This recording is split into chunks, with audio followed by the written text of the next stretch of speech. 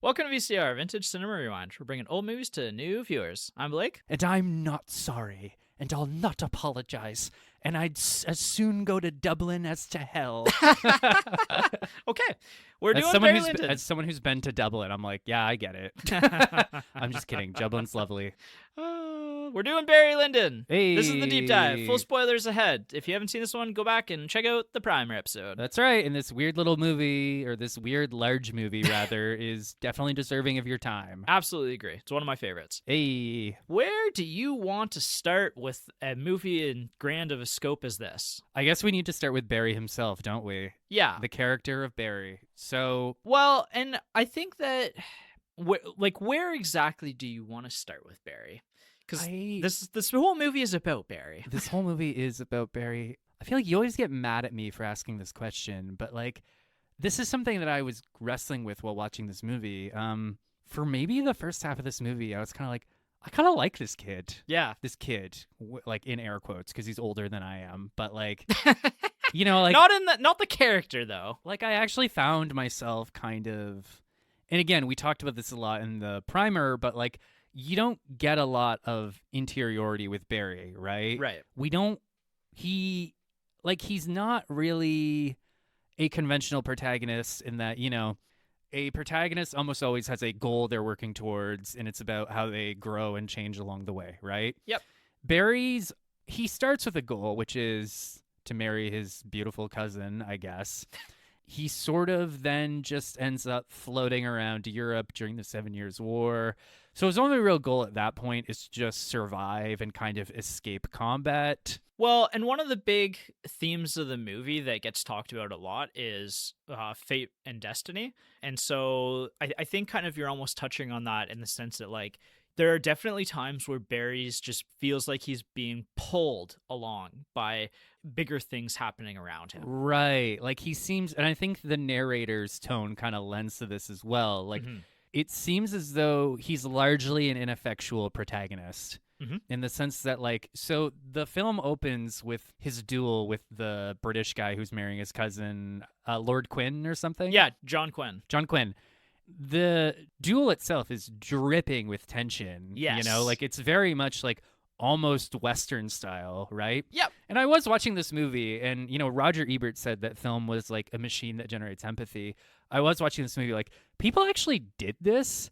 Like, imagine like, all right, so we're going to stand 10 paces apart. You're going to shoot me. Then I'm going to shoot you. Yeah. And that'll somehow resolve everything, right? Right. So, you know. And even at this point in history, as it's kind of even mentioned pretty quickly on, like, duels are kind of frowned upon at this point, right? Like, you get in trouble with the law if you shoot somebody still. That's what kind of shocked me the most is, so after Barry shoots Lord Quinn, they're kind of like, okay, well, you need to leave because the police are going to be here, right? Well, and I think that especially in that first, like, opening 40, 45 minutes, part of the reason why we gravitate so much to Barry is because Barry's kind of all of us. He's kind of like that mopey, petty teenager that all of us were at some point in time, right? Right. And the little prologue opening where he's on the family estate, it takes like a good half hour, 45 minutes. Probably not 45 minutes, probably like half an hour. And like, there's multiple times where he's given an out, right? Yep. Like, so he starts antagonizing John Quinn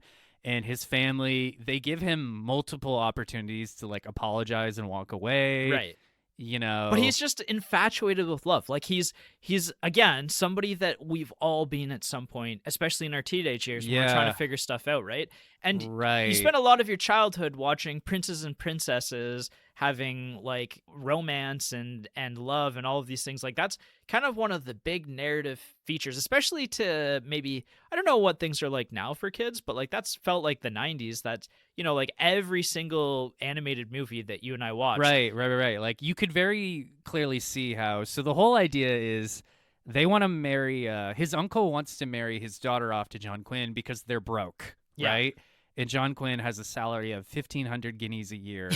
And they bring that up a lot. So it's not even really that we don't even really get to know what the cousin wants, right? Yeah. Because there's even one line from one of her brothers where he basically kind of calls her a slut in no uncertain terms. Not really, but he basically just... Well, I think that's even what Grogan says at one point. He's like, like, your cousin's just hooking up with everybody around town. Well, like, I think the line is, like, she's been passed over by, like, every man in town. Yeah. Right? So, like, I'm not slut-shaming. I'm just repeating what the movie said. But, like, so the idea is, she's maybe been throwing herself at a lot of different men. It's very funny. There's a kind of sexually charged scene early on where she stuffs a ribbon down her cleavage. It's so funny. It starts as like really steamy, and then it kind of like offhand mentions that this just so happens to also be his cousin. You're kind of like, whoa, hey, yeah. And then she really like leads him on, right? And like Barry is what she does is she stuffs the ribbon down her cleavage. She's like, you need to find the ribbon on my body. Yeah, and you can touch anywhere, and I'll think very much less of you if you can't find it. Yes, right.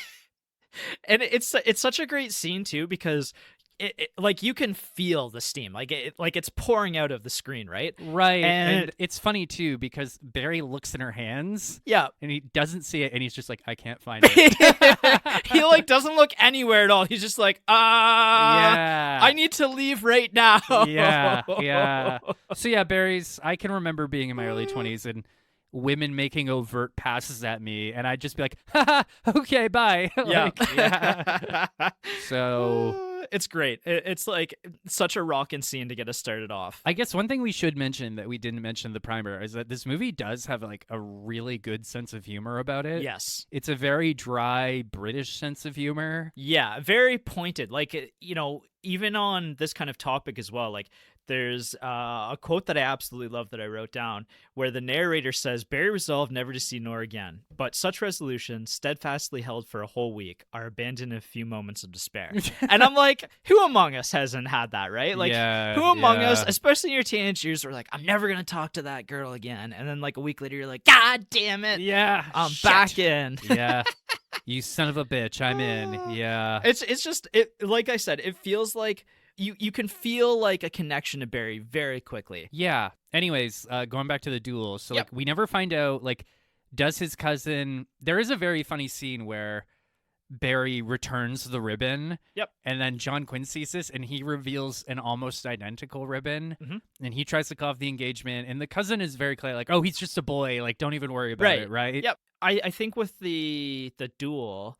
I think even with that, like there's something really funny to it and how it kind of plays out as well. Like watching John Quinn kind of navigate this situation, his facial expressions as he looks a little nervous to start the duel he looks off. Terrified. Like I actually was watching him and I'm like, I don't think John Quinn's ever dueled anyone before. Right. This is insane. Well, and it got me thinking a lot, especially, again, on the second viewing. Like, okay, well, because I thought the first time I watched it, I thought it was really funny. And then this time I watching it, I was like, oh, this is a man who has faced death before and who actually understands consequences and mortality. Yeah. And you see on the flip side, the other side of the paces is Barry, who is just resolved because of his infatuation with his cousin, right? Yeah, it's almost like it's not so much that Barry's braver, it's that he's too stupid to be scared. Exactly. He has no world experience, like, right? Like he thinks he's invincible. He has no consequence, or he has no concept of consequence at this point in time, right? Yeah. So go ahead. Well, I was going to say, and then leading back to this whole theme of fate and destiny, we later find out that his gun was loaded with a blank. Yeah. Like they said it was loaded with like tallow or something. Yeah, they put tow in it, which was like fabric essentially. So basically John Quinn, his actual facial expression was more like, A, I can't believe this idiot is going through with this and very well could die over this. And B, I really don't want to get hit with this because I know it's going to hurt still. Yeah. Or probably C, I hope they actually put tow in that gun. Yeah, right? So Barry finds out later that it was a fake duel and they just concocted this whole scheme to get rid of him. Yep. And that after the duel concluded, his cousin just went ahead and married the guy. Anyways, and Barry never sees her again. Yes. And then later on, he pretty quickly gets robbed. And the Captain Feeney interaction. Captain Feeney steals his horse and gun. Yeah. But leaves him with his boots. Yep. Well, and this kind of goes with my theory of like what this movie's about, and it's about the Barry growing up and maturing and learning from his mistakes along the way. And this is really like his first solo adult experience, because everything, like literally even the duel up until this point has been kind of manipulated in the background by other people. It's people have been put their thumbs on the scales in order to help him out, right? Yeah, exactly. So what I really love about this scene is Barry finally has to reconcile with consequences in this scene, right? Right. And it's really funny watching him try to kind of navigate this interaction, and basically he just kind of whines through it, like he whinges about it. Yeah, and Feeney, like, to Feeney's credit, like kind of he's somewhat cordial about the whole thing. Like he kind of gives Barry a pass. Like, you know, a lot of people wouldn't maybe treat a character who's whiny and getting robbed with any sort of courteousness, and he's still like, you know, like, I'm taking this from you and I'm taking your horse, but I'm gonna leave you with your shoes. Yeah, you can have your boots. You know what? I'll give you a pass, kid. Yeah. And then, like, as Barry's leaving with his hands still up, he shouts after him. He's like, "You can put your hands down now." It's really funny. Yeah, but I mean, you know, going back to this larger themes of fate and destiny, you know, he meets Feeney at the side of the road, and Feeney's very clearly like a sinister older man, and he's just like, "Oh, why don't you come join us for lunch?" And Barry's like, "No, that's okay, thanks." Right. And then he rides off and immediately gets robbed by him. So to me, it's kind of just like, oh, like, he would have been robbed either way. Yes. Like, if you joined him for lunch, he would have robbed you then. But if you decline, he's just going to rob you further down the line, right? Exactly. So again, it's sort of this event where, like, his actions don't really matter in the grand scheme of things. Yeah. You know? That's kind of what I found compelling about this movie, and what made Barry kind of an interesting character to me is he seems to survive not really through his efforts, but more just through sheer dumb luck. Yeah, like later on he meets the Chevalier, who's essentially like an Irish spy in Prussia.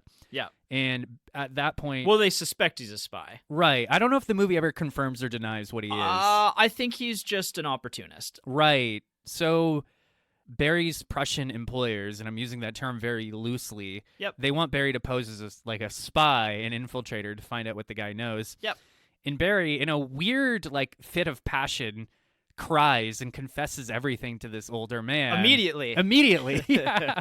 When I was watching that scene, I was kind of like, Barry, this is gotta be the worst spy I've ever heard. You couldn't even make it through one interaction without spilling your guts. Right. But I mean, even saying that though, you kind of have to put into the context everything that's happened before it too, right? Like, this is a guy who abandoned his post after his surrogate father dies. Right. Who, you know, goes off, again, a little bit naive of his place in the world, and is immediately, or not too long down the road, picked up by Captain Pottsdorf. Right. A Prussian who pretty clearly immediately sees through his disguise, quote unquote. And then essentially becomes a prisoner to the Prussian army. And so where Barry's led up to the point of meeting with the Chevalier, at that point in time, like, he's just being pulled along by various situations and people. Like, he has no agency up to this point in time, and to see someone who, like the movie says, or the narrator says, like, somebody so grand and elegant, who also has that connection to home that Barry hasn't had that kind of connection with for a long time. Yeah. And Barry was trying to get home, like, you know, thinking about where Barry was heading. He was trying to get back home before he was caught by the Prussian army. Yeah. So that, to me, that him breaking down is actually, in context, makes so much sense to me. It makes sense to me too. I just found the whole thing very bitterly amusing, right? Yes. But I mean, going back to what I was saying, like, the Chevalier is actually kind of moved by Barry's confession. Yeah. And they kind of become co-conspirators together, right? Yeah. Again, this is what I mean. Barry surviving not really through ingenuity or grit, just through sheer dumb luck, right? One of the big things that I kind of pulled away from my second viewing here is Barry is actually somewhat intelligent of a character. I think that he definitely has some strengths, right? Like, he's a very strong fighter. We do see him beating the crap out of some guy pretty early on in the movie. Exactly. But I think where Barry kind of fails is that Barry only learns from his mistakes after he's made the mistakes. And this is something that I really came to understand watching it on this viewing. And I think we'll talk about a few other instances where this happens, but I think that Barry is a character who doesn't see the problem ahead of him in the decision that he's making until the problem's already happened, and then by then it's too late to fix what's happened. Yeah, it's a life of afterthoughts. Yes. I kind of get what you're saying. To me, I didn't see him as particularly intelligent. I just saw him as kind of and I don't mean this disparagingly, although I guess I kind of do. He seemed very innocent to me. Yes, he's extremely naive, and that's partially because of his upbringing, right? I think, yeah, like, to be honest, I was quite sympathetic to Barry in the first half of the movie, because basically, like, so he gets his mom's money and his horse stolen almost immediately. Yep. Falls at the first hurdle, and then he's starving to death in the middle of nowhere, so what does he do? He joins the army. Yep. The narrator even says, like, a lot of starving young men joined the army because they had nothing else to do. And I mean, that's even true today at some points, right? Yep. I'm not disparaging the army. I'm just saying that a lot of people do join it for that reason. Right. You know, then he runs back into his uncle. His uncle immediately gets shot. And, you know, Barry sees an opportunity to escape. And I was kind of like, yeah, Barry, get the fuck out of there. Like, what do you care? Like, what do you care, right?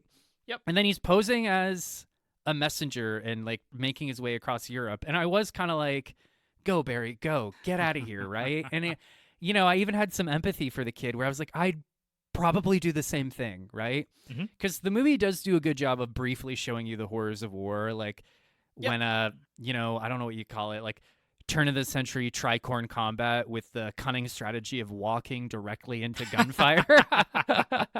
Yeah, and like his father figure dying like that in his arms. Yeah. I was at that point I was like, yeah, fuck this. Yeah. Like, let's get out of here. And again, I think that's one of the first instances where I think Barry kind of understands mortality a little bit more after that, where he didn't before. Like, he joined the army but didn't understand mortality up until that point. Right. Even when he's being robbed, he really doesn't understand the perilousness of his situation. He's more reacting like he's just realized his extended warranty is no longer valid, right? Yeah. So I think that he's actually pretty resourceful and he can be intelligent, but he lacks any intuition. Like, every time he makes a decision, it's usually the wrong one.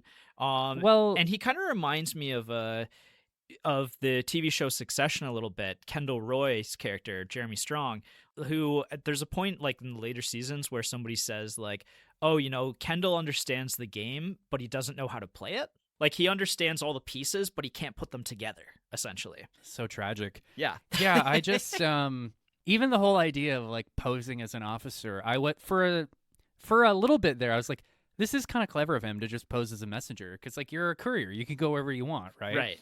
But then he runs into the Prussian guy, and it's pretty clear right away that Barry's out of his depth, and he tries like lying his way through this interaction. Right. And then finally the Prussian guy just says like, you're under arrest. Like, this man is an imposter. And I was thinking about that even with that, like, you know, Captain Pottsdorf really talks this guy like in circles, right? And it's really funny too, because when the scene where they're having a meal together and Pottsdorf's just like laying it on like real heavily, which is hilarious.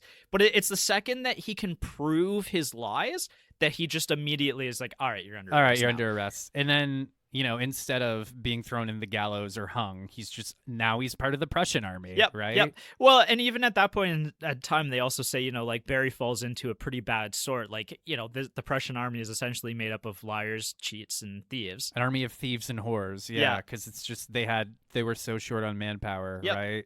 Barry kind of elevates his station a little bit in that he saves Pottsdorf during a battle. But even that moment struck me as like, I wasn't kind of blown away by Barry's charity. It's like Barry's there, he's down on the ground, and he just very calmly picks him up and walks away, right? Yeah. Like, it's true that Barry didn't have to stick his neck out for this guy, but even something about that whole exchange kind of in some ways reaffirmed Barry's innocence for me.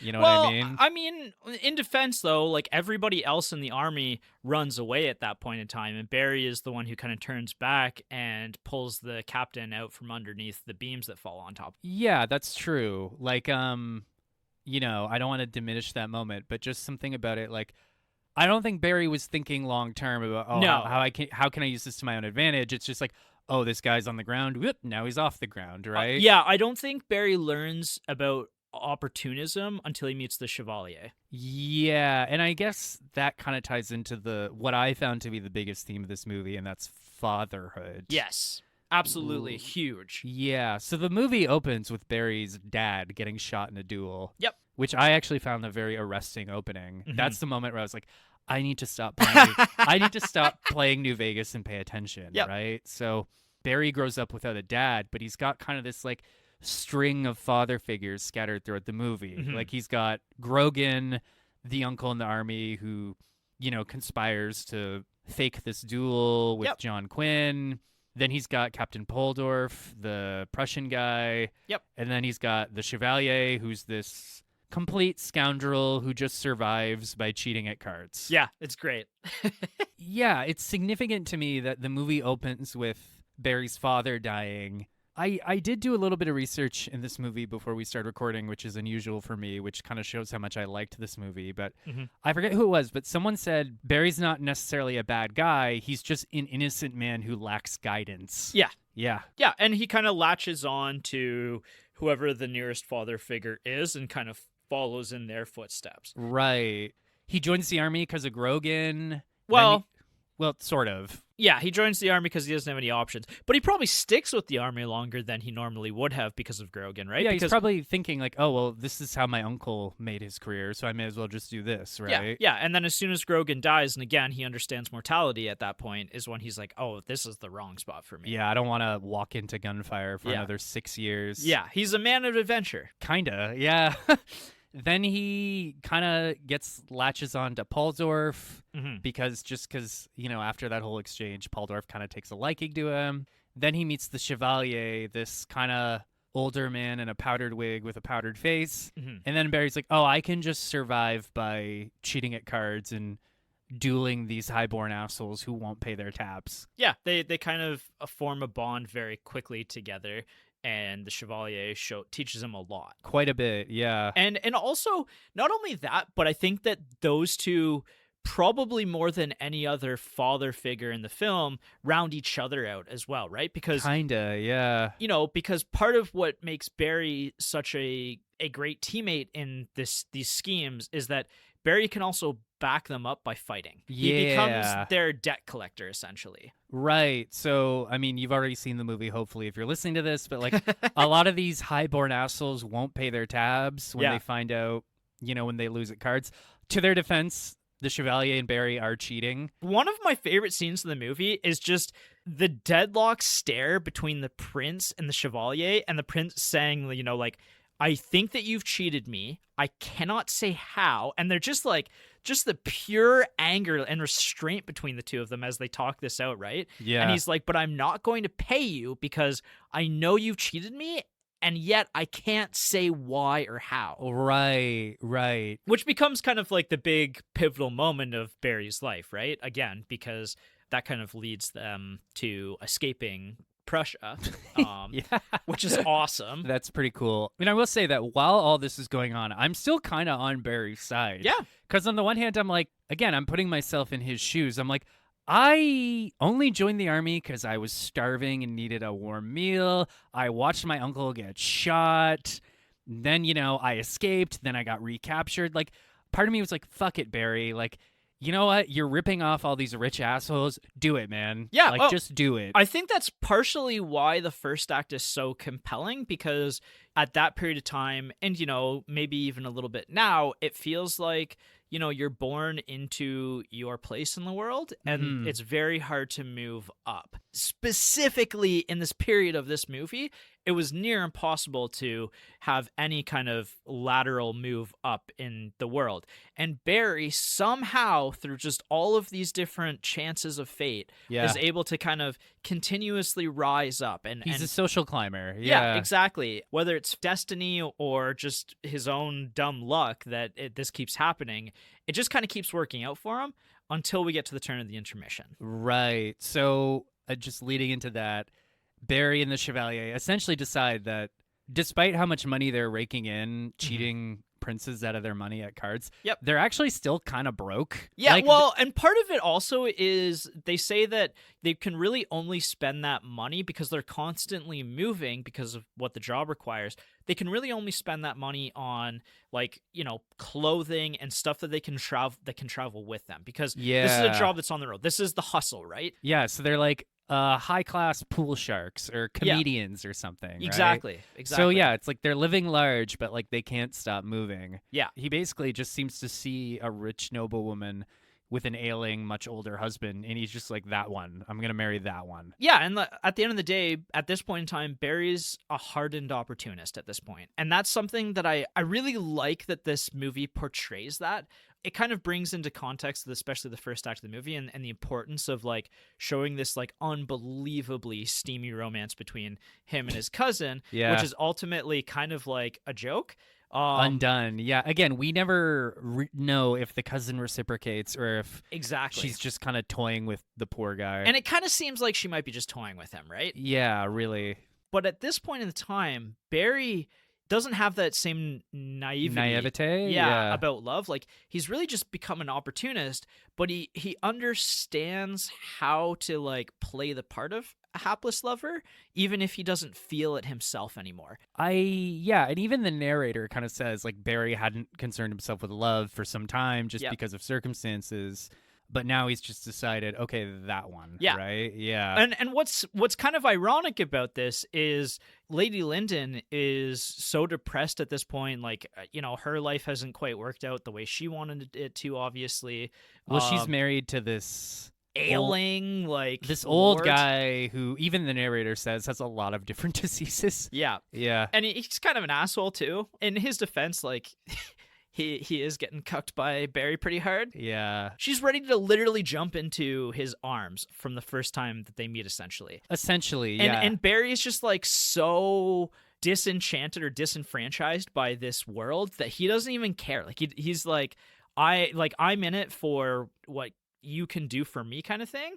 It's just another grift. Exactly. And I think what this movie did that I think was very wise, it almost skips over the courtship entirely. Yeah. The narrator's just like, and then they're fucking. So don't even worry about it. So, but like the narrator also kind of grounds it and says like, because they do show a little bit of it, and like Barry looks pretty enthralled, but the whole time in the back of your head you're like, no, this guy is just playing this woman. It's just another game of cards, right? Right, at this point in time, like he doesn't actually care about it, and that's where the turn of the intermission. And Lord Lyndon literally getting cucked to death, which is maybe pretty the funniest thing on screen ever. I think a lot of people get cucked to death when you really think about it. But that's a conversation for another day. And so this is one of my all-time favorite quotes from a movie ever is, and I've said it on the podcast last year after watching this movie a few times now, but Barry was one of those born clever enough at gaining a fortune, but incapable of keeping one, for the qualities and energies which lead a man to achieve the first are often the cause of his ruin in the latter case. And you had actually mentioned that quote before. So when the quote happened, I was like, oh, there it is. Yeah. So I guess that kind of leads into the second part. Now that Barry has inexplicably gotten this fortune, he then decides, he doesn't even really decide. It's more his mother that plants this in his ear. You need to now become a real nobleman. You need to attain legitimacy. Well, and I think you're almost getting a little bit ahead of the game at this point, right? Because I think that we should talk about, Barry's relationship with Lady Lyndon as soon as they get married. For Barry, this was a grift, like you said, right? So Barry, at this point in time, like we see in the end of the first act, Barry's relationship, his budding relationship with Lady Lyndon, who is willing to give him everything, basically. Like just hand over sugar the baby. kingdom. Yeah. And like, and she, like I said in the primer episode, she's gorgeous. Like, like one of those like all-time beauties. Barry, you could have done a lot worse. Exactly, right? Like this is all upside for Barry, right? Like he's jumping way ahead in the social status. Imagine if you had a friend where it's like, wait. So you happen to marry a beautiful rich woman who just wants to spend all her money on you? Like, poor you. Jesus. Right, but that's the problem is it's actually, I think it's twofold. Is A, Barry's only used to the grift and Barry succeeds at it. But B, I think Barry just has such little respect for Lady Lyndon because of the fact that he kind of duped her because of her social status. He just sees like these people as money, right? Like he just sees these people as means to an end. Whereas, if Barry had been a kinder person, if Barry had still been able to maybe have love for another person, he probably could have lived a pretty happy life with Lady Lyndon. Oh, yeah, you would have been great, Barry. Yeah. It's actually kind of remarkable that he manages to fuck it up so badly. To me, it was kind of like Barry acquires this massive fortune. He has a beautiful wife, stepson. He then becomes a father. This is where Barry becomes interesting to me, though. It's like sometimes you see who someone really is when they get everything they want. Yeah. Do you then just kick back and appreciate what you have? Are you capable of appreciating what you have? Mm-hmm. Or do you then just become adrift and can you not quite give up your philandering ways? Right. You know what I mean? Well, and I think that's, again, kind of leads to what I was saying earlier. And before I say that, I just want to highlight that the scene where they're in the carriage That's after a great getting scene. married and he blows in her face is like one of the funniest in a cruel way scenes that I've ever seen. Like that scene makes me like really laugh gutturally because you just almost don't expect somebody to be like this cruel, especially after having won, right? I know, right? It's just funny. So like he's smoking his pipe while they're sitting next to each other in the carriage, and she very politely asks him, "Do you have to smoke right now?" Yeah. He just turns, blows smoke in her face, then kisses her, and then smiles. And smugly looks away. Like Yeah. it's such an evil dirtbag move, but that's Barry in a nutshell, right? Like, in these scenes kind of later, he's cheating on her and like treating her really horribly. Again, like I was saying earlier about Barry only learning from his mistakes, is Barry learns too late that his life will be a lot easier if he treated her with just even like the smallest amount of respect, right? Like, yeah. And that's something that kind of, we haven't even talked about Lord Bullington yet. I was going to bring up Lord Bullington, who's sort of the antagonist of this movie. Well, I think Barry's almost the antagonist of his own movie, but, yeah. Like Lord Bullington, like getting way far ahead here, like the final duel with Lord Bullington, I think this is, again, Barry learning from a lot of mistakes that he's made in his past, but again, far, far too late for it to have any sort of actual impact. Yeah. So I guess just getting into it a little, Lord Bullington is his stepson, Yeah. who pretty quickly sours on Barry because I kind of found myself sympathizing with this kid for quite a bit of the movie in the sense that, like, his mom instantly hooks up with Barry after his dad gets cucked to death, as you so eloquently put it. He witnesses Barry cheating on her pretty quickly, and then he speaks out against him and like refuses to kiss him in front of his advisors. And Barry just starts caning him pretty dramatically. Well, and even before that, I really like the scene on this viewing when it's kind of after the marriage, and actually even I think during the same scene that Barry blows the smoke in Lady Lyndon's face, the chaplain and Lord Bullington are in a separate stagecoach, and the chaplain, who's very much close with Lady Lyndon and also probably has some control over the goings-on of this house because of his close relationship with her. The chaplain is he's very much a scheming advisor. Yeah. Like you always see him with the family, and like there's a great moment early on when everybody's playing cards and he catches the longing look between Barry and Lady Lyndon, and he seems a little alarmed by it. Yep. So even though he doesn't come right out and say it, you can kind of imagine, like, oh, he was hoping he would then be the next husband, right? I don't even know that necessarily. Like, I actually think that he likes his place in the world quite a bit. I actually kind of thought he might have been gay, to be honest. And could be, yeah. And, like, him and Lady Lyndon's relationship is just kind of a very, like, paternal one together between the two of them. Like, they're, or what's not paternal, but like sibling, platonic, together. So it's just funny seeing like him, the chaplain, kind of prodding Lord Bullington a little bit and seeing kind of maybe where the weakness points are in this relationship with Barry and Lady Lyndon, because I'm sure he pushed Bullington even further kind of into their camp. However, Barry doesn't do a lot of favors for himself, right? No, I mean, we get to see him caning this poor kid, like literally caning, which, by the way, he picked up in the Prussian camp because we see dudes getting caned in the back. Right, yeah. So it's almost like he learned that. I learned by watching you. He has this great line where he's like, I offered you my friendship, but if you don't shape it up, I'll get comfortable doing this to you. Yeah, and like I think that Barry is actually pretty real with the kid a lot of the times. Like, he actually doesn't really put much up of smoke screen up with him. Like, he's pretty like honest with him, surprisingly. Like, he's kind of openly abusive to him, right? Yeah. Like, he just... But Barry and Bullington know where each other stands. Yeah, I guess so, right? And I mean, if Barry were a nicer guy, he could have probably repaired that relationship. Yeah. Or at least done his best, right? Yep. To mend fences with him. Mm-hmm. But instead, he just rushes right to beating him. Yeah. Yeah, there's a great moment later on where Bullington ends up, kind of getting into it with his stepbrother, Brian. Yeah. Because he was being a little brat. And then Barry catches him in the act. And it's a great moment where Barry's just like, I told you not to lay hands on this child. And like the sheer hypocrisy of that moment is hilarious to me, right? It's like, oh, I can be physically abusive and exercise corporal punishment on you, but you can't then do it on my son, right? Well, and we should probably talk a little bit about Brian as well, right? Well, just before we get into that, Yep. there is a great moment where he then canes Bullington, who's probably like 19 at the time. Mm-hmm. And Bullington's crying, and he basically just says, if you ever touch me again, I'm going to kill you. Yeah. And in that moment, I was kind of like, is Bullington the hero of this movie?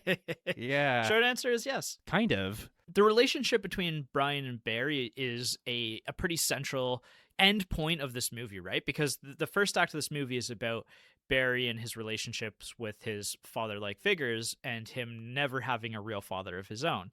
And now he sort of jumps in and becomes one. Not to Bullington at all, but to Brian, he becomes like completely, again, infatuated with this kid. And he just can't say no to anything that Brian asks. Yeah, and even the narrator chimes in and basically says, like, for all of Barry's many failings, he is a good dad. Yeah, he's a good dad to a fault. Like almost to his own detriment, well, right? Actually to his own detriment, right? Fair enough. Like he spoils him, and like he literally can't say no to Brian.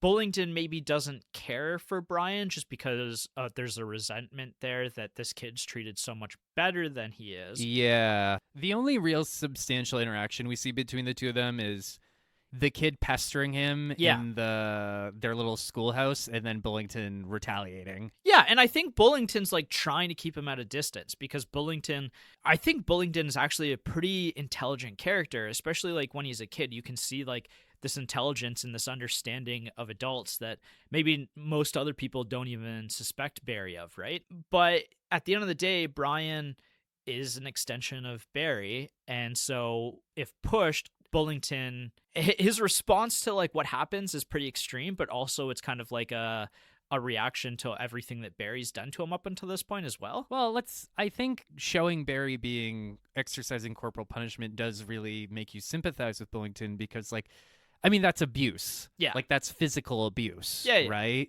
So at this point in the movie, Barry's basically just draining the family fortune, trying to like legitimize himself. Right. With terrible, terrible success, right?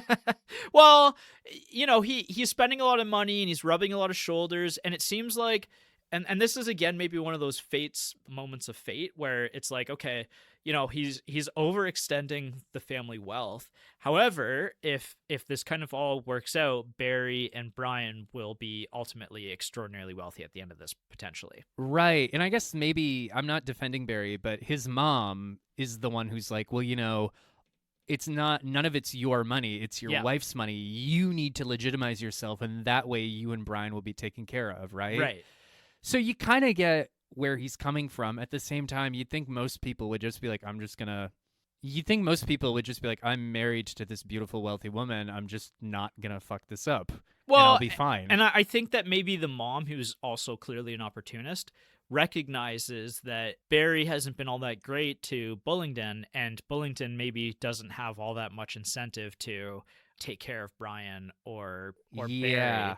And then, you'd think a nicer person... Well, anyways, that's besides the point. But then I actually really liked this scene. Barry's hosting this like really elegant kind of musical performance for all his rich asshole friends. Yep. And then Bullington just strides in. He's given Brian his shoes so that he makes these obnoxious clomping sounds. Yeah. And then Bullington just announces to everyone that Barry's a piece of shit and that he's leaving forever. So basically, Bullington hands Barry a shovel. Barry then proceeds to dig his own grave when he just leaps on his stepson and just beats the shit out of him, right? Like, that's a moment where I'm like, oh, like, you know what? Like, as someone who has some slightly petty tendencies, I'm just like, Bullingdon, like, bravo. This was a beautiful stroke of vengeance. Yes. It was very well organized. Yeah. And if Barry had just, like, kept quiet and, smooth things over, he probably would have been fine. But Bullingdon knows Barry's a brute and will physically retaliate. Yeah, that's literally what he is at the end of the day, is he's a brute. He's a brute, right? Yeah. Bravo, Bullingdon. Well done. It's pretty genius.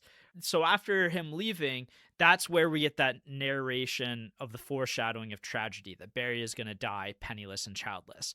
And as soon as he says childless, it kind of zooms in on Brian, and you're like, oh, no. Oh, I have to say, just jumping ahead a bit, Brian's death genuinely got to me. Yeah, it's really upsetting. I didn't cry or anything, but I'm like, this is heartbreaking. Yeah, this is terrible. It's an innocent kid, right?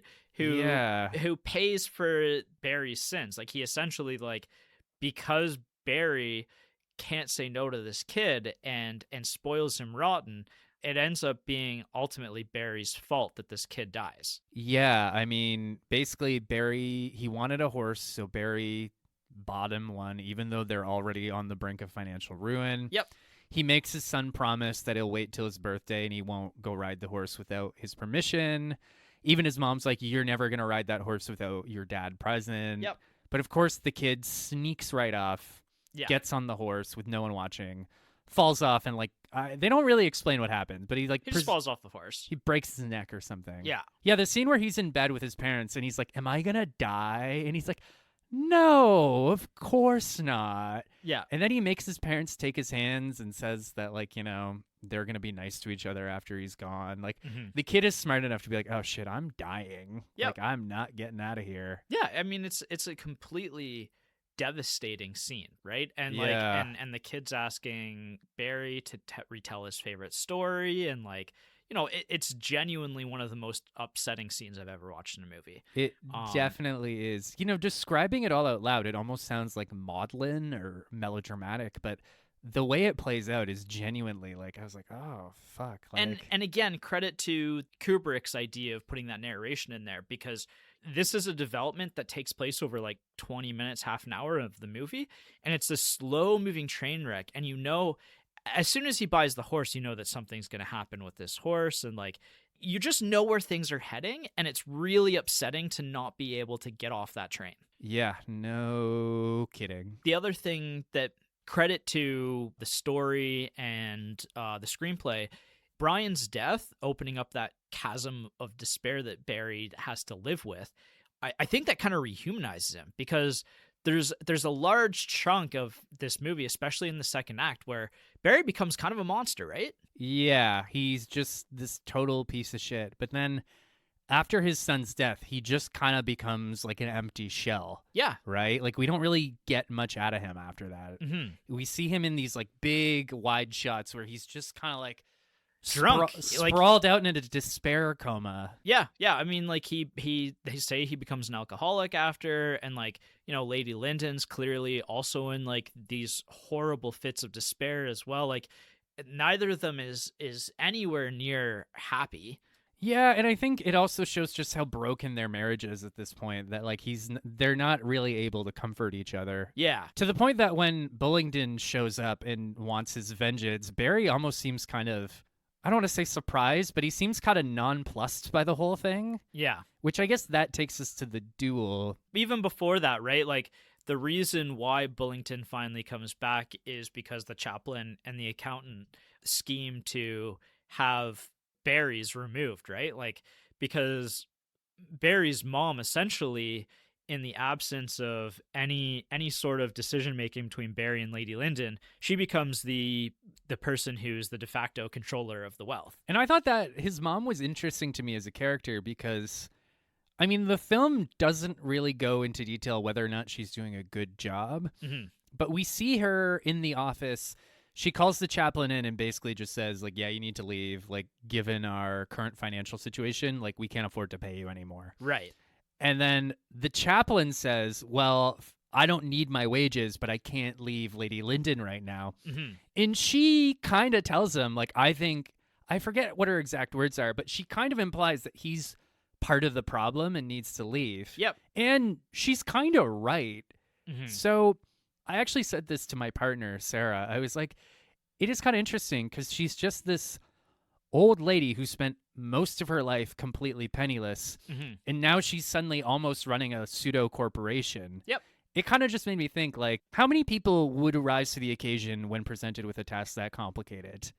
Yeah, anyways, that's really all I had to say about her. I just thought that was interesting. Like, this woman was like probably like a swine herder her whole life, and now she's suddenly like a CEO. Yeah, pretty much. Yeah. Like I think you nailed it, right? Like running an estate like that, you're running a business. Yeah. So, and I mean, and she comes across as very callous in that scene, but it's pretty wise to be like, we're on the brink of financial ruin. Let's cut out the people we don't need. Yep. Also, I'm pretty sure this guy's part of the problem, so get him the fuck out of here. Right. So. Well, and I don't know if you could argue one way or another, right? Because he basically like gives Lady Lyndon an out in the sense that he pulls her even more in towards religion. That's right. She does become more pious. Yeah. In her grief. However, she then tries to kill herself. Yes, while the chaplain's still around. So, you know, like you said, maybe Barry's mom is actually onto something, that he's actually not helping at all. It's hard to say. I want to talk about Graham, the accountant. The first couple times we see him, he's just sitting there quietly while people are signing checks and just kind of sitting there staring with this blank look in his eyes. And the first couple of times I saw Graham, I was like, is this Blake's job? Is this what Blake's day-to-day looks like? No comment. Just sitting around watching people sign checks. Yeah. It's interesting in how there's sort of a parallel between Barry and Bullingdon in the sense that, like, in the same way that Barry had his own strings pulled by these father figures of his uncle and his two uncles, now Bullingdon is sort of having his strings pulled where the chaplain and Graham are like, you need to go kick his ass, bitch. Yeah. I'm paraphrasing, but... Well, and I think that this speaks a lot to, again, back in the 1700s, but also maybe a little bit to now, about who really controls the dynasties, right? Like, is it the people who wield the power, or is it the people who administer the directions? It's sort of like the master-slave paradox, right? Yep. Like the slaves, or just the people of lower ranks, are actually the more skilled and competent. Yep. And the masters are just the idiots who sign the checks. Right. I think the person I ended this movie feeling the most for was Lady Lyndon.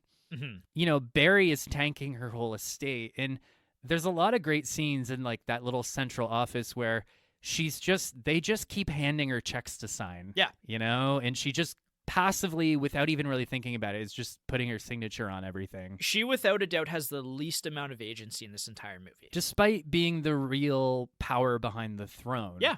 Like, actually, and this is jumping ahead, there is a final scene where she sees the check that, Bullingdon is sending his stepdad, his bribe, essentially, for never returning, and she just kind of stares at it. Yeah. For a few heartbeats too long before eventually just relenting and signing it. Yeah. Right? It's really heartbreaking in that sense. Yeah, I agree. It's unfortunate because she genuinely wanted to love Barry and just like have a relationship and raise their kids together and be rich and whatever else you do in the 1700s. I guess. I mean, she wanted the things that money can't buy. Yeah. She wanted a loving family, but it got snatched away. Through really no fault of her own other than maybe being naively in love. And, part of it is the tone of the movie where we seem to kind of watch things from a distance, but like Barry does apologize after being caught in the affair. Exactly. And that's what I was kind of saying earlier is like Barry doesn't understand consequence until the consequences have already happened. Until it's far, far, far too late. Yeah. But I mean, to Barry's credit or in his defense, like that could arguably be said for most of us. Yep. How many of us really learn things until it's far, far too late? Well, and speaking to that, I think that's the core crux of the final duel is Bullingdon and Barry having this duel, and Bullingdon accidentally misfiring his gun, which is darkly funny. Very, very funny. And to the point where he's like, this gun is faulty. Yeah. And then like the little overseers are just like, well, Barry, it's your turn. Yeah. You technically fired your gun. Yeah. And it's one of the great moments of the movie because, not only is it kind of shown across Barry's face, but you as a viewer are kind of thinking back to like Barry's whole life leading up to this point in time. Like it's really effective in that everything kind of leads to this big grand moment, and you're kind of thinking about it, and like the right thing to do was what Barry did and not shoot Bullingdon. However, the problem is again, Barry has treated this kid so badly. Yeah, so poorly, and it's too little too late. Yeah, and you know, like, it's just too late to repair any relationship here. And Bullingdon doesn't have anything to gain from not firing on Barry either, right? Yeah. Because even though Barry, like, didn't shoot the kid, like, you know, Barry understands consequences of duels now. Like, if Barry kills Bullingdon, he's going to have to run away anyway, right? Like, yeah. It actually goes back to his first duel, which I found really poetic, is no matter how this duel goes down, Barry loses. It's kind of like, this is a weird comparison, it's kind of like that line from Roadhouse, right? Like, who wins a fight? Yeah. Nobody wins a fight. Right. Yeah. Yeah, so that's exactly it. Yeah, actually, I thought Barry basically foregoing his own shot was kind of, in a weird way, I'm like, that's the most interesting thing he's done all movie, right? Yeah. And again, it's interesting because we don't fully understand his motivations. Like, is it that he's just so depressed that he wants to die? Mm-hmm. Is it that now that he's lost a son, he's seeing kind of like echoes of these paternal instincts are now kicking in and he can't bring himself to kill his stepson? Like, right. Does he feel guilt in that moment for how badly he's treated him? Like, yep. Is it all the above? Is it something else? Yeah. No, that's a great point. Like, there's so many different things, and like what I thought is maybe what I interjected about, and this overarching idea of what I have for Barry in this moment. Well, and it's funny too, because like I think if Barry wanted to die, which I think is a pretty valid common interpretation, yep. he doesn't even get that satisfaction. He just gets his fucking leg blown off. Yeah. Which is pretty funny, actually. Yeah, it's great.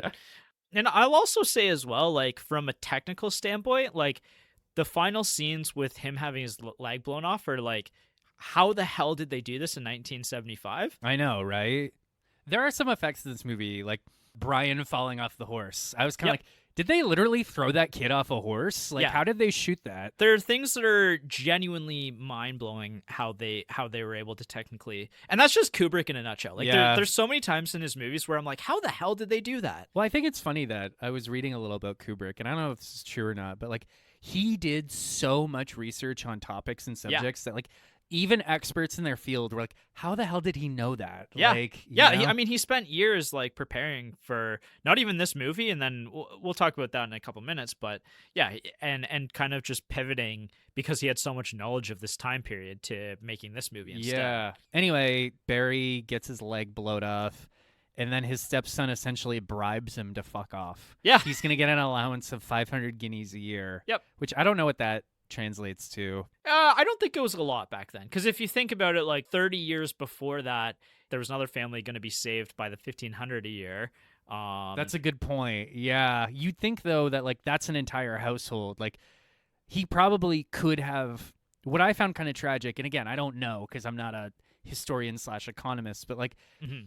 If he wanted to live modestly and humbly, he probably could have done that. Yeah, he probably could have etched a living with 500. But at the same time, that's not who Barry is. Right. He's not a domestic person. Well, and I think that the other thing as well is, and maybe this is even true in our teens and 20s, is you're kind of just pulled along by society for so long that, you know, in Barry's case, like so much of his life, you can chalk up to like just being in the right or wrong place at the right or wrong time. And so I found that the way that this movie ends or where it ends is also extremely interesting because we see so much of Barry's life and then it kind of just says like, this is basically the end of the story and there's nothing really interesting else that happens to him. Well, we see him limping along into a carriage on his crutches and it basically just says, yeah, Barry started gambling again without much success and that's pretty much it. Yeah, because I think at the end of the day, like Barry's a victim of like happenstance, essentially. Like everything up to the point of really him marrying Lady Lyndon is all a lot of happenstance and a lot of like him at the right place at the right time, getting to this point. And like I said, going back to your teens and 20s, it's almost like life kind of pulls you along and you might not even know where your life's heading, but like there's certain strings that get pulled which pull you into one direction or another direction. And then suddenly you might be in your 30s or 40s and thinking, like, what the hell do I do next? You might or be where bald and doing a podcast. Yeah, and so I found that such an interesting way to end Barry's story, to say, you know, like, Barry kind of goes back to his old ways, but those weren't really Barry's old ways. I think Barry's just kind of looking for that next great adventure, and yet time's kind of passed him by at this point. Well, I think, and I'm just sort of articulating this now as we're talking about it, what I found kind of tragic about that moment is, and I think this is true for a lot of people, Barry's whole lifestyle of cheating and philandering and getting drunk and dueling people, it worked for him. Yeah. For a period of time, it worked for him. Yeah, absolutely. But then it stopped working for him. Yeah. So in a lot of ways, Barry's story is one of a failure to adapt. Yeah, a little bit. I think he just also has so much disdain for this higher upper class that by the time he's reached it himself, he still looks down on these people. He still like looks at these people as means to ends, and it's really hard. Yeah. It's really hard to change your ways if your entire life you spend just like ripping off the upper class, right? I guess. You know, I'm almost thinking about this in terms of like, you know, as someone, not to overshare, but as someone who's in therapy, one of the things you have to learn is that like you adopt certain behaviors when you're young in order to survive a potentially difficult environment or situation. Yep. But then 10, 20 years later, those same skills that you developed are actually now hurting you. Yeah. It's like they don't actually help you anymore. Yeah, absolutely. And that's something that is so hard to change about yourself.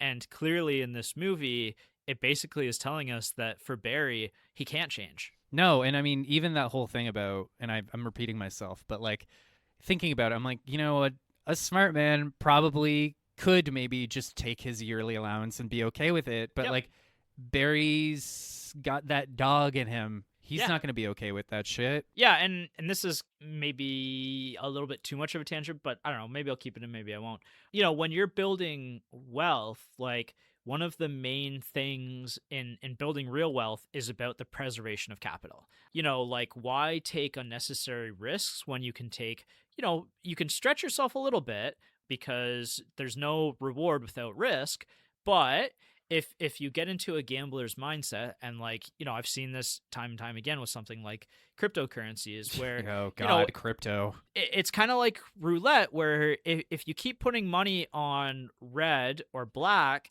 and you keep doubling up on it, yeah, you know, things could work out really well for you and you could go from like 0 to 100 very quickly. But building that sort of habit is really detrimental, because once you even get to the point where you want it to be, how do you stop doing that? Yeah, it's kind of like, and I think part of Barry's problem, you know, he decides I'm going to become a legitimate noble. Yep. I think part of his problem, and you know, you kind of see this in other movies or even with some people where it's like, well, you've reached the summit. Now what are you supposed to do? Yeah. Right? Like, I feel like this probably happens with a lot of people who suddenly come into a lot of money. It's like, how are you supposed to, like, find maybe, let's say, more productive hobbies that aren't going to, like, completely destroy your wealth? Yeah, or just, like, the way that you created your wealth might not necessarily be helpful in maintaining it, is essentially what that quote boils down to. You're probably going to cut this out. I don't care. But like, this is kind of how I feel when looking at Elon sometimes. I'm like, you're literally a trillionaire. Why are you such an asshole? Yeah. Like, why are you so cringy? Like, are you not satisfied yet? Well, yeah. I mean, I don't want to speak too much to him, but like, he's not even somebody who came from nothing. Like, his family's multi-millionaires. The emerald miners, yeah. Yeah, so I mean, like, it's not even apples to apples in this case either, right? Yeah. Anyways, I had to get one punch directly to Elon's stomach in this episode. Okay. There it is. Fair enough. I feel good about it. Okay. Anything else plot-wise you want to talk about? I think we did a good job kind of covering the whole gamut. Yeah. But yeah, for such a weird... I think even at the time, people complained that this movie was like boring or meandering. Right. And in some ways, you can kind of argue that it might be, but there's so much texture and so much going on that it kind of transcended that for me. Well, even visually, right? Like what they're doing in this movie had never been done before. And really even since, like, it hasn't really been attempted all that often since, because it's kind of ridiculous, like how much effort Kubrick put into it, and yet it pays off so well. Like, there's scenes that are burned into my memory forever. Like, for example, the scene where Lady Lyndon and Barry are gambling together, and like it's under that candlelight, right? Like, it's beautiful. It like literally looks like a picture that somebody had painted in that time period. And it says something that like I normally could give a fuck how beautiful a film looks. I'm more interested in like the plot and the character and the whatever, right? Yep. But the fact that this movie had so many big, gorgeous, painterly frames, I was like, wow, like, you know, I'm here. Yeah, even at the times where, you know, maybe the pacing isn't quite as perfect as maybe you'd like in another movie, it's just so beautiful. Like, there's just so much to feast your eyes on, and like even the score itself is just so epic, and like there's so much going on with the score, and it's, you know, it's just a classical score for the most part, right? Yeah, like, and I mean, I think Kubrick was a big fan of classical music in most of his movies. It arguably works not arguably, it works very, very well with this subject matter in this time period. Yeah, yeah. Like, what, are you going to put a rock opera underneath this? I did a little bit of research. Apparently, this movie did blow up a couple years ago on Twitter because somebody made an edit of it set to the song A Lot by 21 Savage. There was another one set to Family Ties by Kendrick Lamar and Baby Keem. So I actually looked them up, and I was like, that actually is pretty cool. So I don't know. Interesting. Yeah, apparently. But thank God for Twitter edits. But yeah, I mean, the score for me is one of the highlights of the movie. Like, it's so big and grand, and it knows when to pop into the movie. It knows what different like elements of different songs, when to use them. Like, the main theme of the movie to me is, it's so grand and so big and operatic, but at the same time, like, you kind of feel this sadness kind of baked into it. Like, yeah, we're heading into a direction that isn't going to be a happy one for the main character. I guess so, yeah. So I it's just something I want to shout out as truly like masterful in its use. Yeah, and I mean, just kind of maybe branching off that point, like, this movie is epic in scope, but it's also somewhat quaint in subject matter. Yeah. Because we're really focused in on this guy. Yeah, there's not a lot of movies like the most recent one that's maybe this grand in scope and also this focused on one person is like Oppenheimer, right? I guess. Is the obvious one. And we both love that movie. Well, that was sarcasm, by the way. That was sarcasm. I know it's hard to tell sometimes, but yeah, well, even like you know, this film ends with like a final title card that essentially says, yeah, it's great. I love the final title here, card. do you want to read it? Sure, I got it. One sec. It's epilogue. It was in the reign of George III that the aforesaid personages lived and quarreled, good or bad, handsome or ugly, rich or poor. They are all equal now. Yeah, and something about that final title card really just sold like the sheer morbid futility of everything we just watched. Yeah. It's like, oh, all right, like they're all dead now. Yeah. You know? It's what did all of this really matter in the end? It didn't, actually, and that's the answer. Yeah. So, yeah, incredible final touch. Apparently that is, I think, a line that was lifted directly from the book. Yeah, and we should talk about the book. That's a great segue. All right, let's do it. So, based on The Luck of Barry Lyndon, and can I just say that Barry Lyndon is such a superior title? Yes. I don't want to shit on this author who's probably been dead for 150 years. But... Oh, he's been dead for longer than that, like 300 years. He wrote it in like the early 1700s. Oh, really? It was written as like, I think back in the day, it used to like write like little like mini story. I can't remember. Like serial fiction. Yeah, serial fiction. So yeah. Barry Lyndon himself is a serialized fiction that eventually was compiled into a novel. Oh, interesting. Yeah, so it was it was reissued later on as the Memoirs of Barry Lyndon Esquire, and the movie's or the book's perspective is very different from the movie. The movie's perspective is actually narrated by Barry Lyndon himself. That's right, and he's like an unreliable narrator in the story, and I found that was really interesting that Kubrick like really consciously pivoted away from that. Yeah, that is interesting. I think I read somewhere that yes, Barry himself is like a narrator, but like the author employed like footnotes or something, where like an somewhat more impartial observer would be like, actually, here's probably what actually happened. Oh, okay. So it's kind of like metafictional in that sense. Yep. I might be wrong, but I think that's what I read in my own research. Yeah, so I mean that was a really conscious choice that he made, but even the story itself is actually based on. Oh no, sorry, I misspoke earlier. It was written in 1844, but it was based on a character or a real person in the 1700s named Andrew Robinson Stoney, who essentially like lived Barry's life. Who, well, he was almost more like the Chevalier, I think, where he essentially like married into. He was a grifter who married into like wealth, and then treated the woman so poorly that they ended up getting divorced, and he lost everything, except for a annual stipend that he got from the family. And I believe in the novel, the way it ends is Barry essentially like same situation happening, although the duel doesn't happen between him and Bullingdon. He just gets kicked out. And then essentially like once Lady Lyndon dies, Bullingdon stops paying him. Right.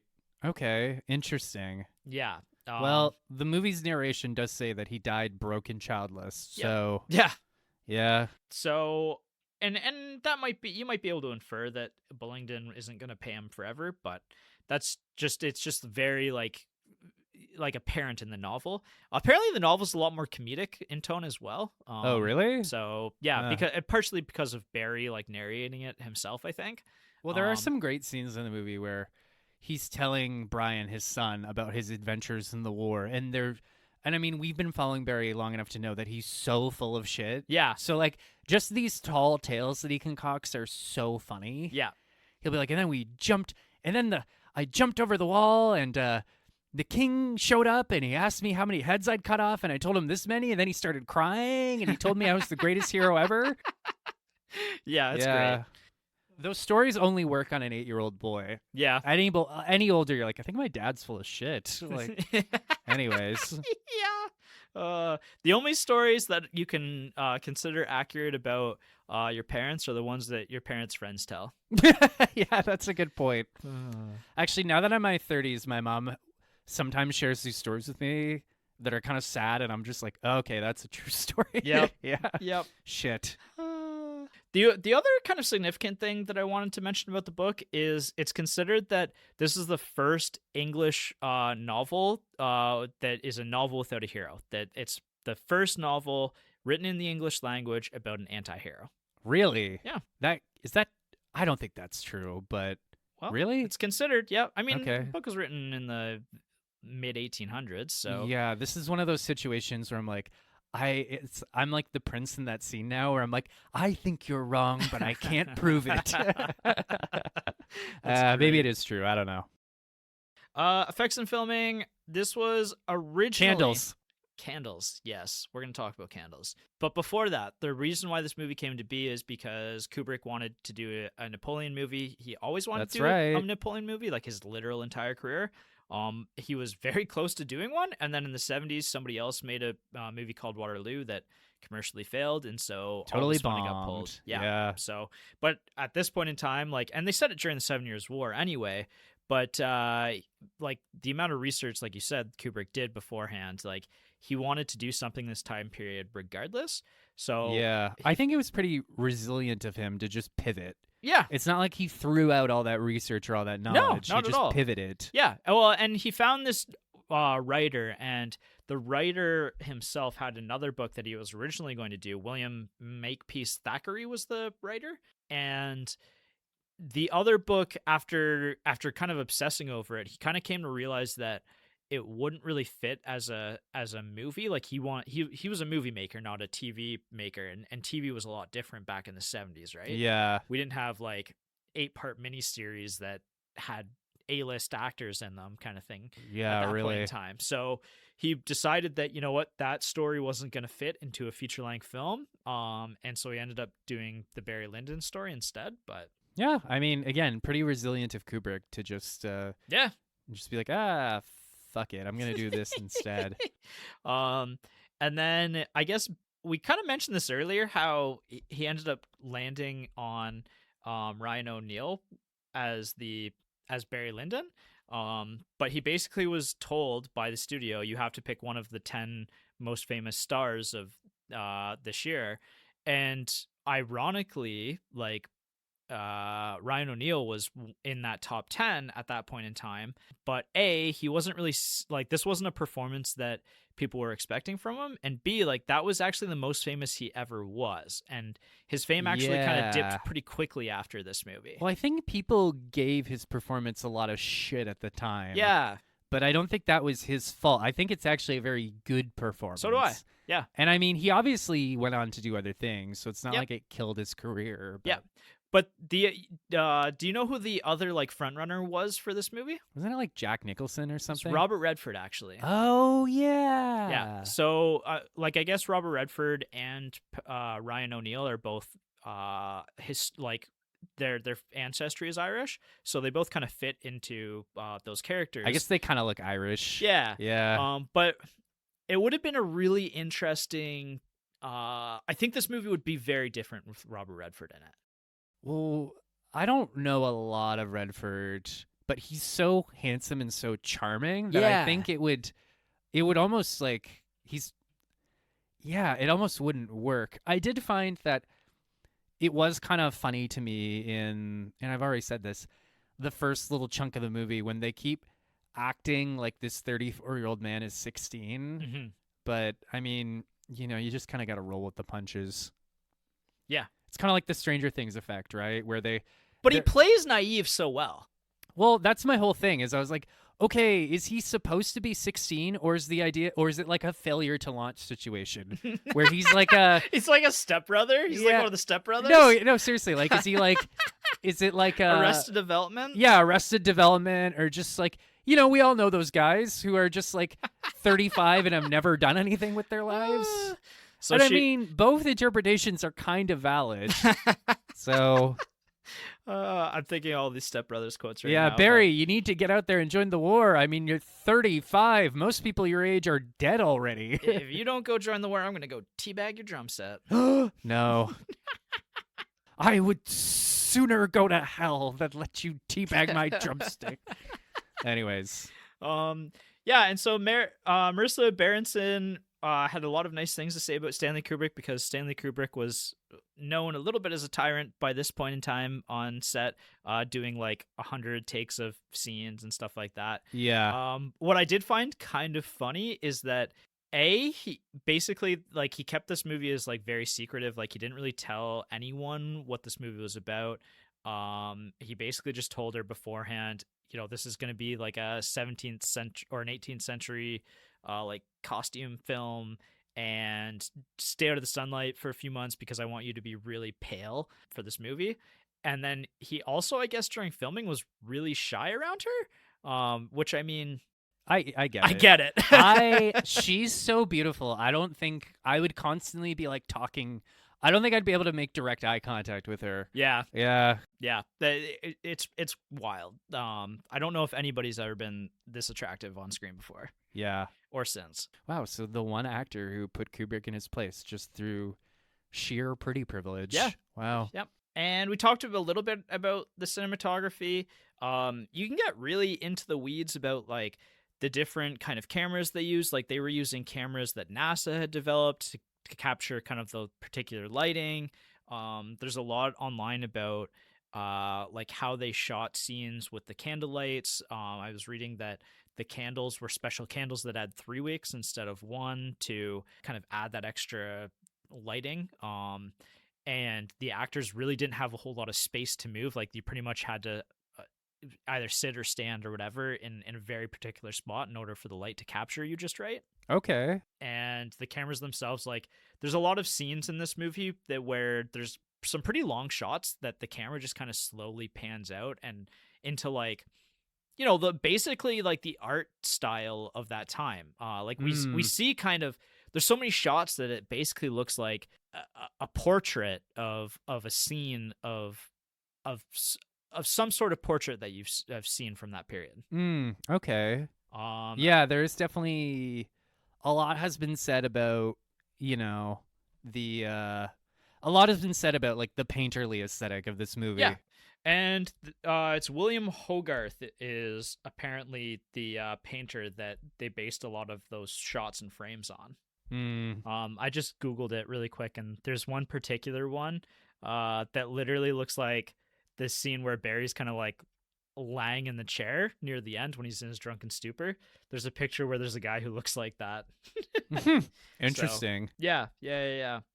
I think that kind of leads to some of how this movie feels authentic is because, and I've actually said this before, I think just to jest, but something like Interstellar as an example, like the way that Interstellar is shot, it feels like it's through the lens of us viewing like NASA or space, because we've only ever really viewed space through the lens of how NASA captures space. And so I found Interstellar very interesting in that it kind of places the camera where we'd expect NASA to put it, for example. So it feels like it kind of lends to an authenticity in the way that the shots are in space. Whereas this one, it's very similar in that, you know, for us, like, especially if you aren't really in the weeds on these kind of historical movies from these kind of period pieces, like really the most that I've interacted with this period is through pictures, right?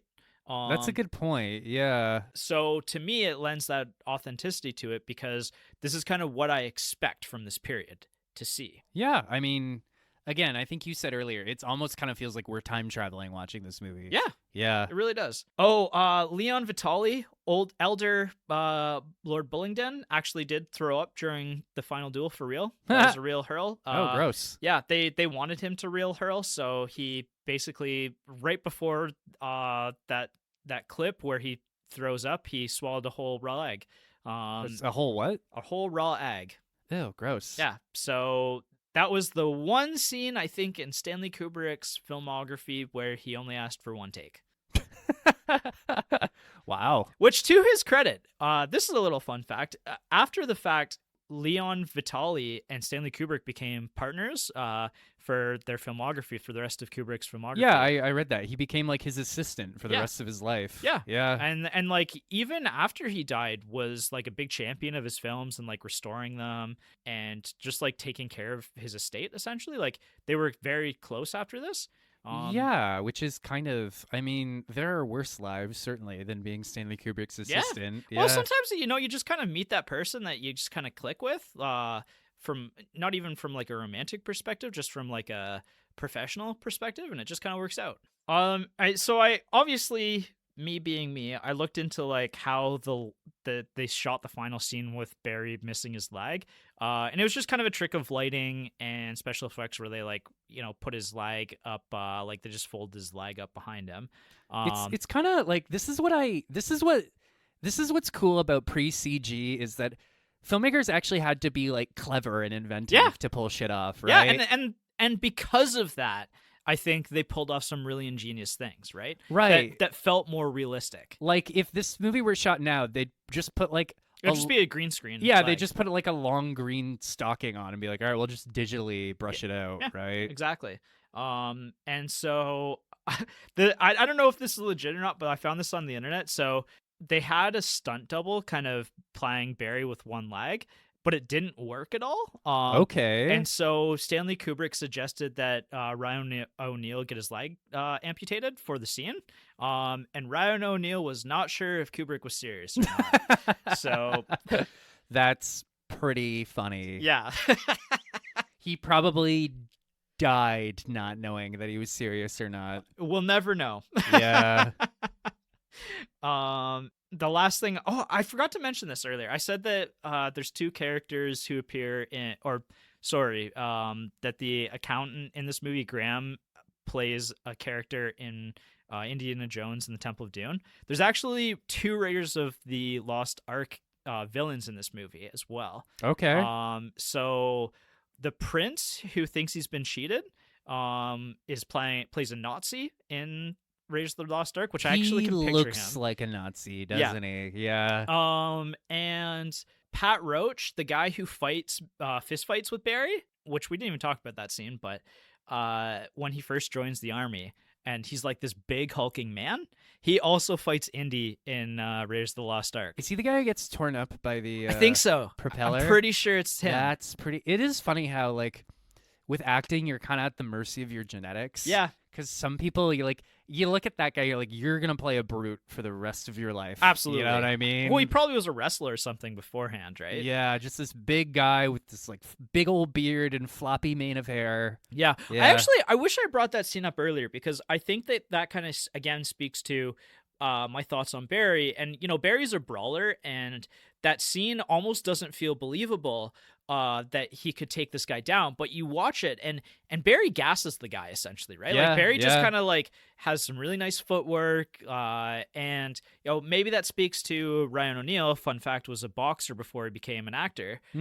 So having that kind of fancy footwork kind of maybe lends some credibility to Barry being able to take on like people who are much bigger than him. I did find that scene really funny in the sense that like this army is so structured that they even have protocol for like fistfights between servicemen, where it's literally like, all right, let's do this. Like, we'll form a square. Like, no gouging of the eyes, no biting. Yeah. Well, and it's this movie constantly brings up getting satisfaction, right? And so that's a way to get satisfaction. Sometimes boys just got to duel it out. Got to duke it out. But I really love that scene, because it kind of paints Barry as like, again, somebody who doesn't understand consequence and like having to fight this guy because he starts to egg him on, right? But Barry's a little bit of a shit disturber as well, too. Well, to be fair, and I actually, this is like everything Barry's saying, like, it's being fed to him by some other guy, right? Yeah. It just, I think that further reinforces just how like Barry's own lack of agency, or how he's a victim of happenstance. Like, he says something, everyone laughs, some guy makes fun of him, and then this Weasley little guy beside him is like, "Oh, say this." And Barry says that, and he's like, "Now say this." Right. And then that guy never even appears again in the movie. Yeah, right? Absolutely. Yeah, that's a great point. Yeah, it's a great scene, and I wanted to bring it up again. So look back at the times. So this was filmed all over Europe, but it was primarily going to be filmed in Ireland. But they had to move it out of Ireland because it was filmed during the Troubles. So the IRA was doing a lot of bombings. Oh, and yeah, that's right. And so they actually threatened Kubrick because they had thought that he was filming like a war movie in Ireland. And so Kubrick was a guy who was like clearly not down to like test people. Like, he spent most of his life living or pretty close to home, like in England. Yeah. So as soon as he got that, like, they gave him I think they gave him 48 hours to leave the country, and it was said that he left in like 12. Like, he was gone. Hey, if the IRA is threatening me, I'm like, I should probably just leave. Yeah. And this movie had a really mixed reception, like you said, when it came out. But both Ebert and Siskel were consistent, giving it 3.5 out of 4 when they first reviewed it. And then later in life, like, Ebert was like, no, actually, this is a perfect movie, going on the great movies list. That's something I always respected about Ebert, is that he was willing to kind of revise his opinions after the fact. Yeah, I mean, whether, as a critic, like, you just don't have time to do that, because as a critic, you're really only like reviewing new stuff, right? Pretty much, yeah. I think you almost have to like get to that point in your life where you're so important to criticism that you can have that opportunity to reevaluate, and people actually care about your opinion. Yeah, about that's fair. Else. So, but yeah, no, he absolutely loved this movie, which I kind of, the first time I watched this, I was like, yeah, this is a great movie. It's a 9 out of 10 for me. I'm kind of wondering if I actually think it's a perfect movie at this point as well. Like, I really don't have much to fault with it. I enjoyed this movie more than I should have. Yeah. I'm prepared to give it a 9 at this point, but it might edge into a 10.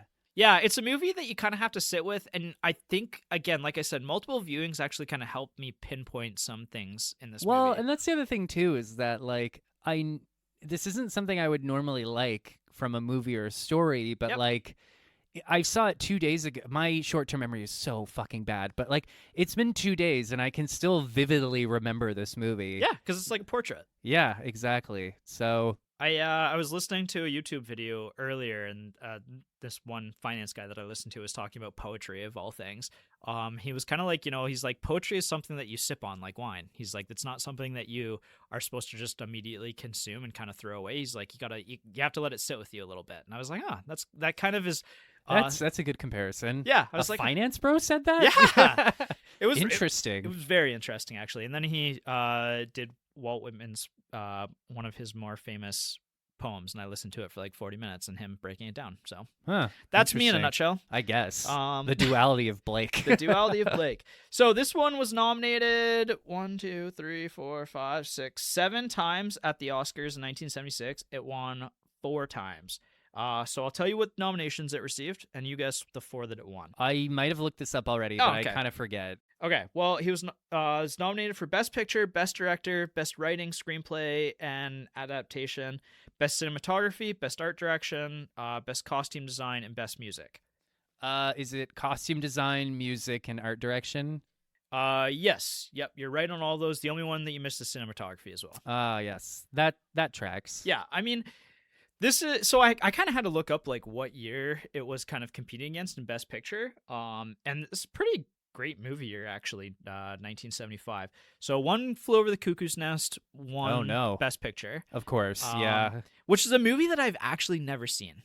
Me neither, actually. It's maybe my most unwatched movie ever because it's like right sandwiched in the middle of the 70s. It's like one of the most famous movies ever. It's one of like Jack Nicholson's most famous movies.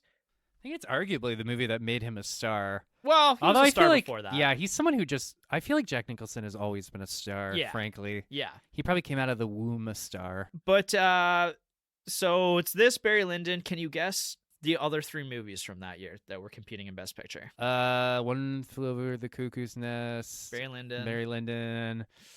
Ooh, was it that Polanski movie? No Polanski movies. Okay, we've done 2 of the other 3 on the podcast already. Oh shit, 1975. The Godfather. Nope. Godfather Part 2. Nope. That you're sandwiched between eras there. Ah, shit. Okay, I give up. Okay. Dog Day Afternoon. Okay, nice. And Jaws. Fuck. And the only movie that we haven't done, other than I guess One Flew Over the Cuckoo's Nest, is Nashville. Oh, I've seen Nashville. Have you? Really? Like 15, 16 years ago I don't think I've ever seen an Altman movie yet. Yeah, we should do Altman later this year. We should. Yeah. I remember it being a good movie. I think I'll like it. It's funny. You look at like how many reviews of each of those movies are on IMDb, and One Flew Over the Cuckoo's Nest is like way and above like the most watched movie, like even more watched than or rated than Jaws. Yeah, I know, right? It's wild, like how many people have seen the movie. Like I know people when I was a teenager, I knew people who had seen that movie, and I was like, yeah, I've never watched that one. So I think Robin Williams was telling this story about hanging out with Jack Nicholson, and I forget what the context was, but Nicholson, and of course Williams did the voice perfectly, and I can't do it. But Nicholson said something to the effect of like, well, Robin, I don't make movies. I make classics. I'm like, fuck, he's right. That's great. Yeah. But yeah, I like almost doubled the amount of viewings that Jaws has had, which is mind-blowing to me. Barry Lyndon's like 1/5 of how like many people have viewed One Flew Over the Cuckoo's Nest, which I actually think is in part just because of like the fact that it won Best Picture that year. Has been watched. Well, it's also like renowned as like arguably probably one of the most famous movies of the 70s. Yeah. Yeah, The Rich Get Richer, right, Blake? Oh, I wanted to say Ebert's quote, like when he reviewed this movie in the 2000s. He said, Stanley Kubrick's Barry Lyndon, received indifferently in 1975, has grown in stature in the years since and is now widely regarded as one of the master's best. It is certainly in every frame a Kubrick film. Technically awesome, emotionally distant, and remorseless in its doubt of human goodness. Oh, Roger, you did it again. Always. I don't always agree with you, but when you're right, you're right. Yep. Where do you think this sits on IMDb's top 250 and Letterboxd's top 250? Oh, man, I couldn't venture to guess with Letterboxd. With IMDb, I want to say like the 70s. IMDb, it's 182. Letterboxd, it's 57. 57, damn. Yeah. So you're somewhere in the middle there. That's close enough to the middle. I find that whole top 100 on IMDb so obnoxious. I don't know. I don't trust the list. It feels uncurated to me. I actually think I'm gravitating more towards Letterboxd in my old age. I think IMDb is a great starting point for movies, and Letterboxd is more international. So there's like, if you look at the top 25 movies on Letterboxd, top 25 or top 250, most of them are foreign movies. That's a good point. Yeah. So yeah, I think you get more of a diverse range of films through there.